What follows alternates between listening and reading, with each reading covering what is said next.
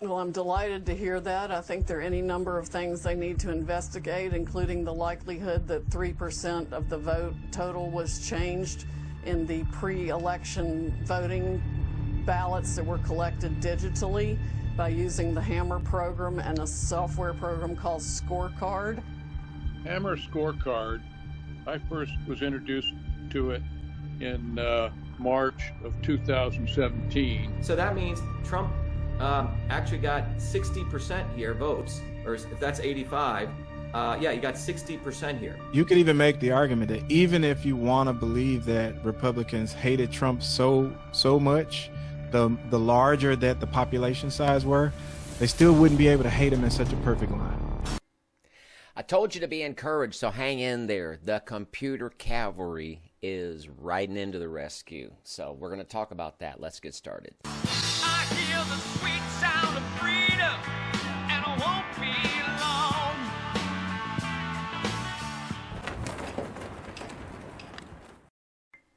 Hey everybody, it's Everett with Ohio for Freedom. Hope you're doing well. Tonight we are talking about the computer cavalry that is riding in to save the day. We've talked about all different kinds of voter aberrations, but we're going to zero in on computers tonight. So I opened up by playing a clip from Sidney Powell, who appeared on Lou Dobbs last Friday. That was 3 days after the election, and she mentioned a computer program called Hammer and one called Scorecard. That was followed by a clip of General Mcinerney mentioning Hammer and Scorecard, and they alleged, fact checkers, this is something that is alleged, and I am voicing my opinions, but they suggest, perhaps we could say it that way, that as much as 3% of the vote could be swung by the means of these computer programs.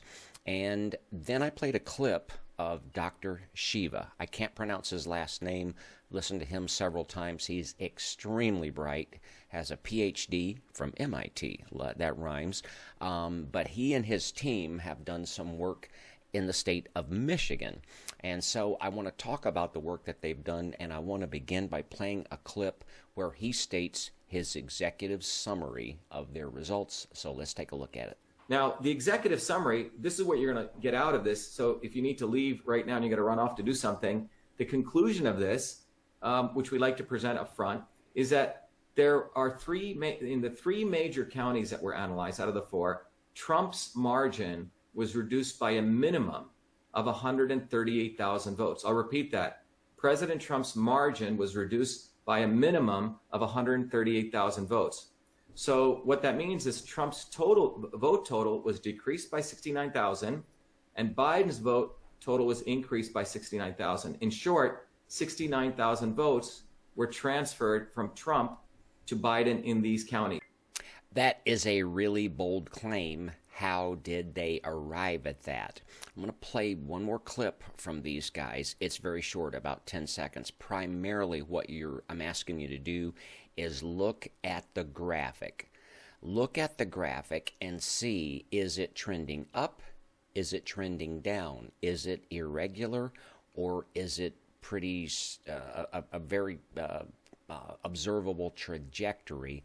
Look at that, and then we'll talk about it. 14,000 were taken from Trump, 14,000 were given to Biden. And what do you see here? Well, in this case, Trump actually does even better. He's almost at, what does that look like? About 12%, Benny? 12%? Now, if you want to get the whole story, the complete story, you've got to watch the presentation. It's about an hour long. If you have time, I have posted that link on today's blog on ohioforfreedom.com. And it is fascinating, but you may or may not have time for that. But I'm going to do my best to kind of boil it down into redneck for you, okay? If you notice that graph, there's a very straight trajectory and a downward direction.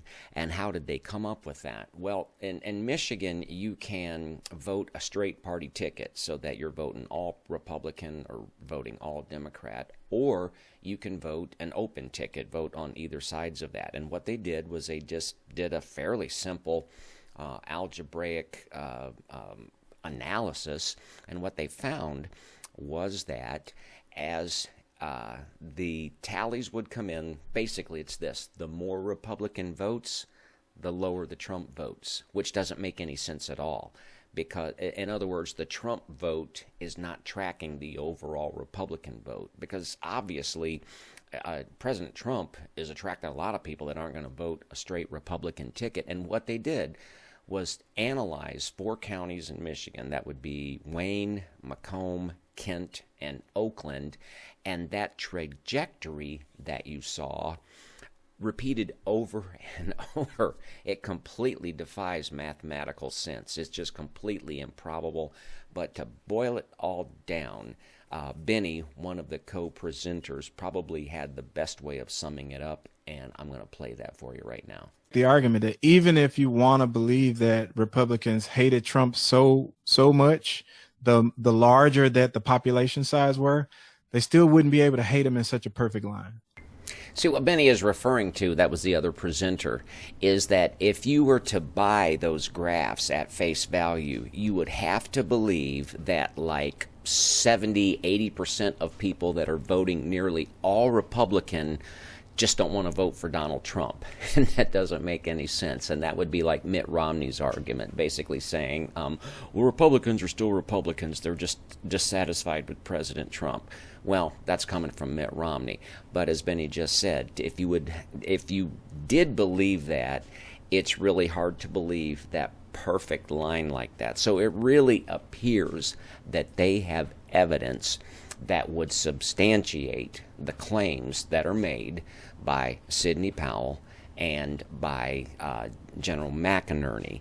And there's something else interesting about that, and it has to do with the censorship and the squelching happening from Fox News. Now, I'm going to play Sidney Powell again, and you're going to hear her clearly mention hammer and scorecard.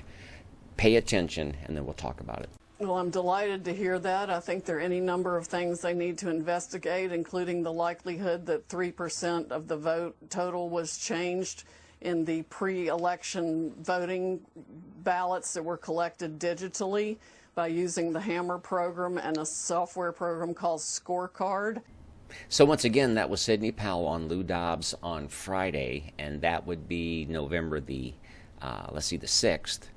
And she's clearly mentioning Hammer and Scorecard, but then we'll see that when she appeared on Sunday the 8th with Maria Bartromo, she will talk about an algorithm, but she won't mention Hammer or Scorecard. Listen to this, and then we'll explain why.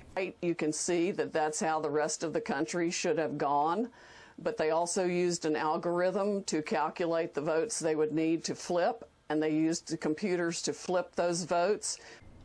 So on Friday the 6th, with Lou Dobbs, she specifically mentions Hammer and Scorecard. 2 days later with Maria, she just refers to it as a computer algorithm. Now, why would that be? First of all, I have tons of respect for Sidney Powell and her integrity. I'm going to play you a clip in a moment from General Mcinerney, and he believes that he knows, and it's not a slam with Maria Bartromo. Did I say Maria Bartromo? Maria Bartromo. According to General Mcinerney, that would have been the only way that Maria would have been able to bring Sidney on. She would have had to have said to her, I want to bring you on, you can't mention that. Why? It's because, and we're going to talk about this in a moment, Fox is going down the tubes, y'all. I mean, and we're going to talk about some specific examples of that, but Fox is putting more and more of a lid on the commentators on that channel, and it's really, really sad. But I want to play this clip, and then we'll talk about it. Since Fox News let Sidney Powell, General Mike Flynn's lawyer, go on Lou Dobbs last Friday, and she mentioned Hammer and Scorecard. She was on the Maria show on Sunday, but she didn't mention Hammer and Scorecard. Well, I believe that Maria said, for me to get you on, Sidney, again, I worked for him for 16 and a half years, so, for me to get you on, you can't mention Hammer and Scorecard. General Mcinerney was a commentator paid commentator for Fox for 16 years. They canned him when he referred to John McCain as Songbird John. Good for him. But he knows how they work, and he knows how Fox used to be. He knows where they're at. And it's really, really sad because they have a few good commentators on Fox, and I wouldn't want to be in their shoes. And we're going to talk more and more about this. But I think he's got a pretty good indication of where this is coming from. And it's, once again, it's very, very sad. This program, Hammer and Scorecard, by the way, and you can check out the links. I'm just trying to provide y'all a summary. But General Mcinerney alleges that their origins are with the CIA. Of course, the CIA would never use any of their instruments on the American people, would they ever? And you can always trust the intelligence community to tell you the truth. After all, look at the sterling examples of Brennan and Clapper. They have always told us the truth, right? You know why? Because they're all part of it. When you look at the fact the NASCD, National Association of State Election Directors, is a nonprofit funded by the Rockefeller brothers. You can go look it up. Funded by Quadrivium, which is run by the two Murdoch. And that was Dr. Shiva, and he was talking about the NASED, National Association of State Election Directors. You ever heard of that? You ever heard of them? I hadn't. Be honest. Have you ever heard of them? I was like shocked. We're going to take you to their website in just a moment, but basically it's a lobbying group that way it kind of corrals all these state election directors together, and it gives them influence, not good influence. And one of their contributors, according to Dr. Shiva, is the Murdochs of Fox News. Aha, it starts to make some sense. Now, I tried to pull the link that would specifically prove that the Murdochs back them. I'm going to show you some other backing. I didn't have time. If I have to trust a state election director or a bureaucrat, or trust Dr. Shiva. By the way, Dr. Shiva has had to go to federal court and fight these guys. He's extremely bright. You don't want to make any mistakes in federal court. He's got some credentials, okay? But I want to take you into this, I want to take you into their website, and we're just going to hunt and peck around a little bit, and you decide how you feel about the NASED. Just a quick peek at this National Association of State Election Directors website. So I'm on the members tab, and since I'm here in Ohio, I thought I would scroll down, and you've got all these wonderful people that are part of this association. But, well, there she is. There's Mandy Grandjean, so you might want to give Mandy a call, see how she's doing. But they're all part of this association. And then if you click on the corporate affiliates, that's nice that there's corporate affiliates. Look here in the bronze level, you've got Dominion Voting. Okay, so who are we talking about? Dominion Voting. I already clicked on that, so I go over there, and I'm really reassured because they have Election 2020, Setting the Record Straight, Fact versus Rumors, and you can click this tab, which I already did, and I thought I would take you here. This is kind of nice, because this is a fact. The U.S. Department of Homeland Security Cybersecurity and Infrastructure Security Agency, CISA, or however you say that, has debunked viral claims about the existence of a secret CIA program for vote fraud called Hammer and Scorecard. Now, the one link that they give you, these are both the same link, and I already clicked that. It's both the same link. Problem is, when you go up and down this page, it never mentions the word hammer, never mentions the word scorecard. But there is this very reassuring video. I'm going to play this, and you decide what this sounds like. Here we go. A few things you can do. First, look for trusted sources of information, like election officials. Second, only share those trusted sources of information. And third, discourage others from sharing sensational but unverified information. I don't know where to start. Is that creepy or what? What does that sound like to you? That sounds like Event 201 with this pandemic. Only trust the trusted sources. Only trust the people that we tell you to trust. Don't spread the misinformation and disinformation. And what is misinformation and disinformation? It's what we say it is. This is really, really creepy. I had no idea these people existed, but this, they list that link to say that it has debunked this idea of hammer and scorecard. And I'm sure you know how to do the find button on the top right of a web browser, but the very link that they use to say that this is debunked doesn't even talk about it at all. That little video was recorded a couple of weeks ago. I will just say this, I'm kind of rambling here, but this is just my experience. Maybe it's yours. I have never, ever seen a legit fact check, ever. They a couple of different tactics, but they'll always pull something out of right field that wasn't the issue, and they'll talk about that. And just the fact that they printed something up and called it a fact check, they think it's a fact check. But we do need to set the record straight, so we are going to go back to that page, and we're going to look at one more fact, and then I think you'll feel better. Okay, so you can let other people do your thinking for you. That's nice. And then we'll finish up this with this, because I want everybody to be reassured, because this is a fact. All U.S. voting systems must provide assurance that they work accurately and reliably as intended under federal U.S. Election Assistance Commission and state certification testing requirements. So that's a fact. You don't have to worry about their accuracy because they must provide assurance that they work accurately. Well, that settles that one.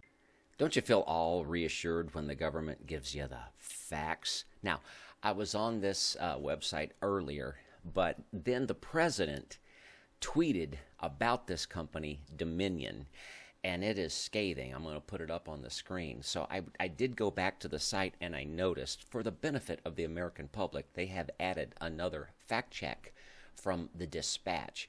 And so I wouldn't want you to be deprived of this very reassuring fact check. Let's take a look.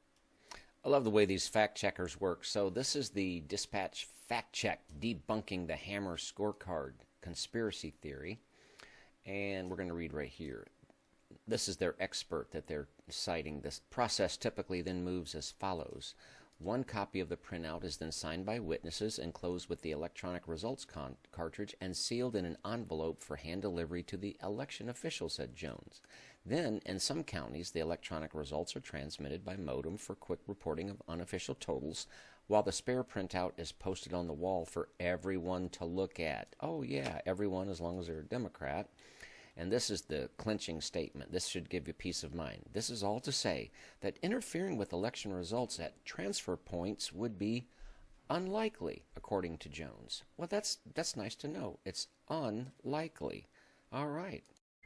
So that's their fact check. They cite some guy who has 3 initials after his name that hasn't done any investigation, whom the best he can come up with is that it's unlikely, and that's their fact check. Once again, they've done 0 investigation. Folks, these guys have been caught. There is something there, allegedly. There is something there. Dominion, if I didn't make it clear, that's the software company that there was 6,000 votes that were accredited to Joe Biden that then were switched over, and they were actually Trump votes. So these guys have been smoked out, and I could give you many references and many links to similar stories. The good news is that there's some good, honest people that have these computer skills, and these guys have overplayed their hand, and they're getting caught. I'm going to put the president's tweet up, let you read it, and oddly enough, Twitter didn't take it down. They put a little flag at the bottom that said it's disputed. We actually have these people on the run, y'all. So I really encourage you, if you have the time, go to ohioforfreedom.com on today's blog, and all I've done is listed the links. There's no commentary there, but if you've got the time, listen to Dr. Shiva's interview. You're going to have to pay attention, probably have to back it up and go over it a couple of times. But they're very, very thorough, very, very credible. These guys know what they're talking about. Folks, listen, keep the faith, hang in there. Until next time, God bless you. God bless your family. God bless the state of Ohio. We'll talk about that at another date. And God bless the United States of America. Good night, y'all.